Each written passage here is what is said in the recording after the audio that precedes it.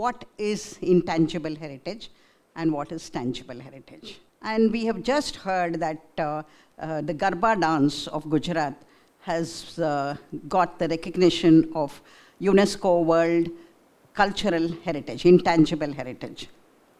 So my question is, Prakriti is intangible, cultural practices and stories are intangible, but there must be a connection between tangible and intangible heritage, isn't it?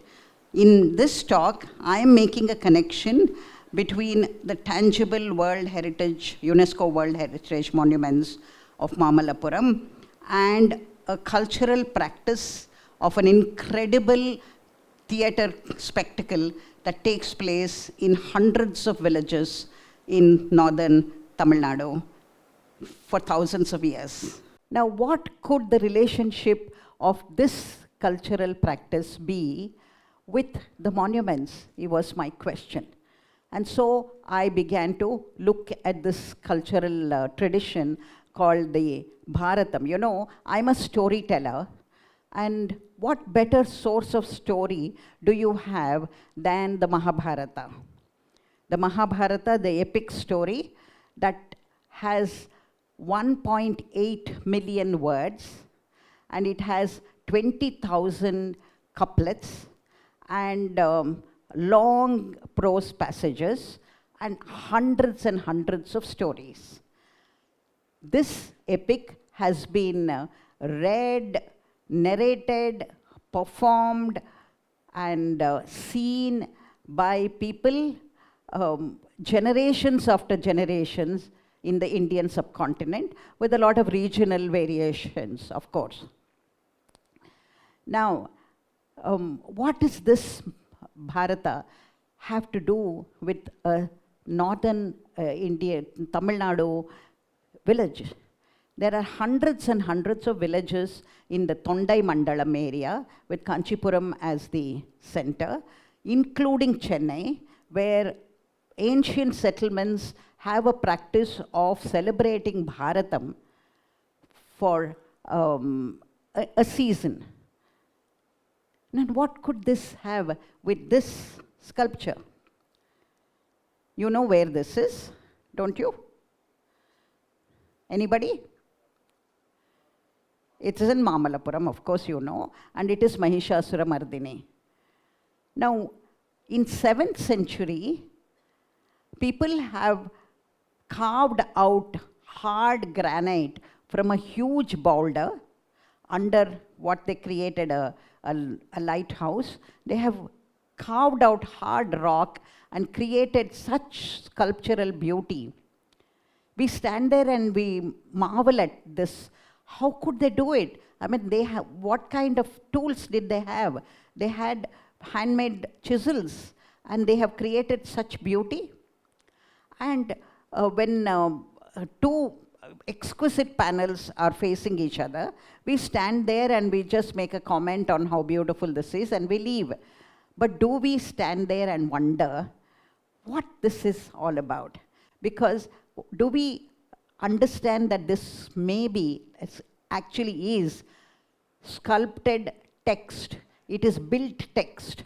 It is the verse of the Devi Mahatmyam that Markandeya tells the story in the Mahabharata, depicted on either side of the wall there. So do we stand there and wonder, how can words come to life in sculpture? You know, text come to life in a sculpture.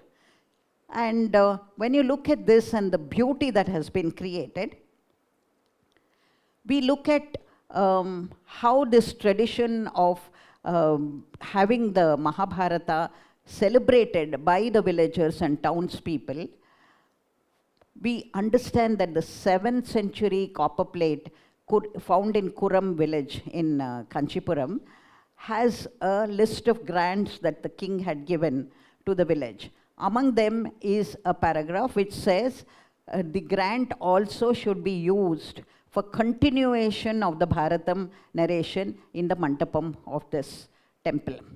What does that mean?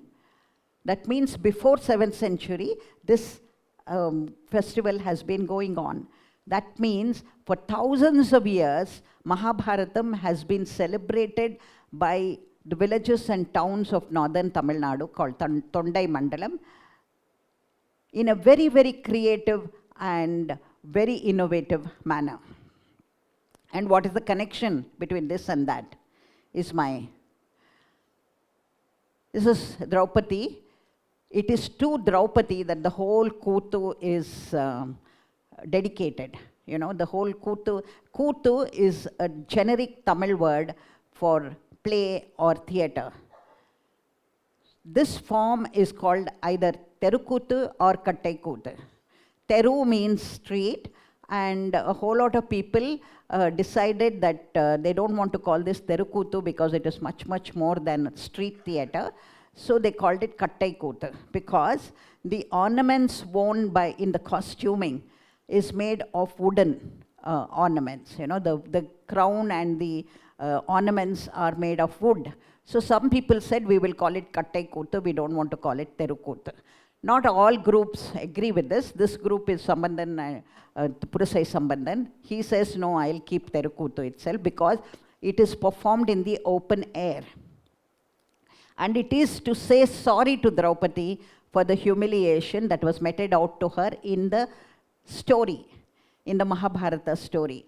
People say sorry to her and pray for good harvest and rain. And let's go a little further and look at this one. You know what this is? Arjuna's penance. So Arjuna, look at the marvel of art. I mean, the skill involved. It's 7th century, 649 AD. How did they make a sculpture like this? And why do the local people call it Arjuna's penance? Is a big question mark, isn't it? So, as many scholars before, they had said that this is not Arjuna's penance, it is the descent of the Ganga. And many scholars have also said that Mahabharata has nothing to do with this, and people are just saying Arjuna's penance, so don't worry about it. These are Pallava monuments that were made. But then, when you look at the practice of the people, you wonder. And Professor Balasamy has made incredible research on this panel, on the bas relief, 98 meters wide and 42 meters high, 142 figures that have been sculpted so beautifully. Each of these figures has been studied by him, and he has found verses from the Mahabharata that are talking about this. Where? In Arjuna's Tirtha Yatra Parva, in the Mahabharata. So this is a sculpture that is talking about Himalayas, because Arjuna in the story goes to the Himalayas to obtain the Pashupatastra, the formidable weapon, to fight Duryodhana, his rival, who had humiliated his brothers and Draupadi. So to fight him, he wants this formidable weapon, and he goes to the Himalayas. Every verse of that travel has been described in stone here. Everything he sees is described in this. And Balasamy has looked at each figure and compared with the flora and fauna of the Himalayas. For example, and the people there, the trees and the animals that are carved here are all found in the verses of the Mahabharata. The Himalayan langur, found only in the Himalayas. The Himalayan musk deer, found only in the Himalayas. This monument, I'm only showing you two. Balasamy has every one of those he has. But I'm going one step further, and I'm saying, why did the local people call this Arjuna's penance? Yes, it is the Mahabharata text that talks about the Himalayan experience of Arjuna, what he sees and what is there, very special to that. That is 2,000 kilometers away from this spot. There are two monkeys which are shivering in the cold also in this panel. How could they sculpt this? It is the text text of the Mahabharata that they have sculpted. But why did the people call it Arjuna's penance and not the descent of the Ganga? Why did they call it? Was it because of a cultural practice that the Arjuna's penance is the most important episode in the cultural practice of Bharata festival? You know, a village or a town decides to have the Bharata festival depending on the finances available, either for 3 days or 5 days or even for 40 days. A Kuttu group, a Terukuttu or Kattai Kuttu group is invited to come and camp in the town and perform all-night episodes. Every night, one episode will be performed, and in the morning, a professional storyteller narrates the story completely with humor and contemporary connections.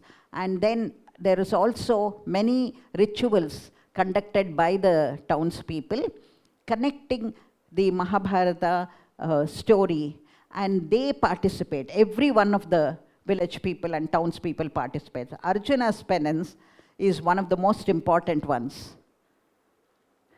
A tree is cut and pegs are put in it to climb. This is the symbolic Himalaya for the Kuttu people, for the villagers.